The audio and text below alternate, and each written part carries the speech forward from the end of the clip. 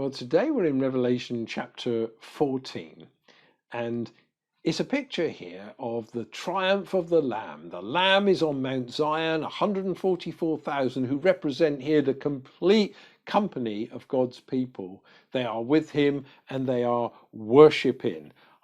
The voice I heard was like the sound of harpists playing their harps. They were singing a new song before the throne and before the living creatures and before the elders. It's the song of the redeemed. It's the song the angels don't know, actually.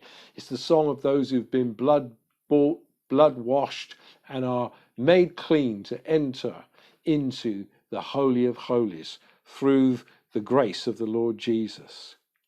But in the second half of the chapter, John turns his attention to the judgment that is coming on the world.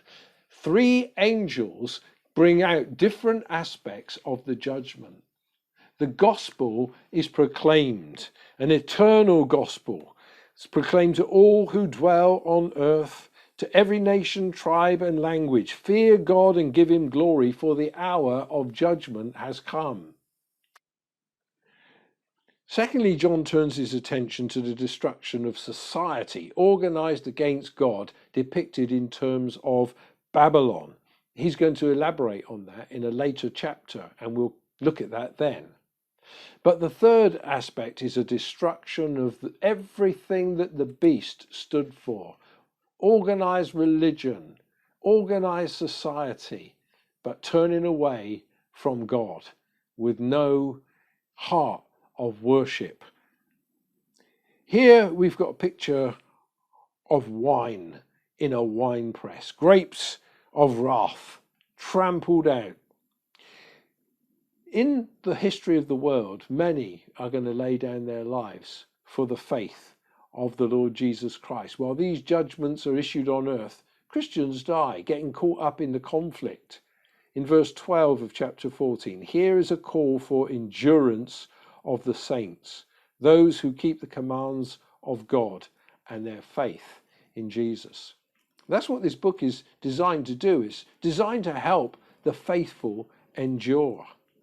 But when loved ones, those who share our faith, lose their lives for their faith, we are to be comforted with these words. Write this: blessed are the dead who die in the Lord. From now on, blessed indeed, says the Spirit, that they may rest from their labours, for their deeds follow them. What encouragement to know that those who are faithful and have laid down their lives, not just in martyrdom, but they've served the course of their lives, the purpose of God for their generation, are there resting and waiting for the complete gathering of God's people to which we will be joined. But for the rest, there is judgment to come. Put your sickle in and reap, for the hour to reap has come. The harvest of the earth is fully ripe. But this is not a harvest of souls for salvation. This is a harvest of judgment. The angel swung his sickle across the earth, gathered the grape harvest of the earth, and threw it into the great winepress of the wrath of God. And the winepress was trodden outside the city, and blood flowed from the winepress as high as a horse's bridle for 1,600 stadia. Wow. This vision of the judgment of God has terrified people, and probably rightly so. It is a fearful thing to fall into the hands of the living God.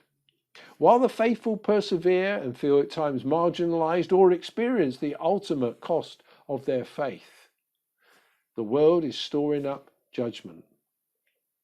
William Gurnall, Puritan, had a vision of two riders walking in opposite directions through a storm. One was face into the storm and it was lashing against him.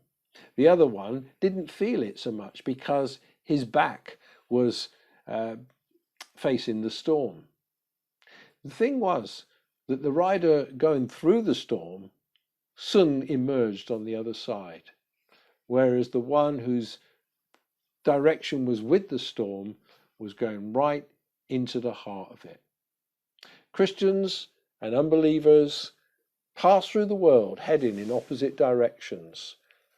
The broad way that leads to destruction, the narrow way that leads to life. But the outcome is very, very different.